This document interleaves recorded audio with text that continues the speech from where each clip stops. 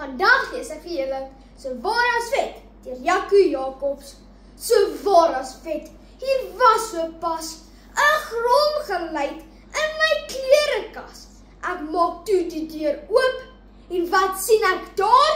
'n gorilla wat met 'n frons na my staar. So waar as vet, hy was gereed om my pens en potjies op te vreet. Hy het sy lippe afgelek, dit was klaar praat met my, maar net betyds het ek 'n briljante plan gekry. Ma het gister koek gebak, dankie tog, ek het onthou. En dankie tog, daai aap het van sjokoladekoek gehou. Hy het daai koek toe beet gekry en die hele ding verslind. Ek het hom oortuig, die smaak beter as 'n kind. Ek wil nie nou spog nie, maar my plan was nogal slim.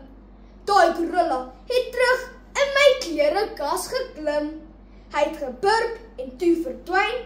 Waarheen? Nugter weet, maar ten minste weet ons wie het die sjokoladekoek geëet. Ja, so waar is vet. Maak aan my maar glo. Ek wonder net waarom pyn my maag nou so.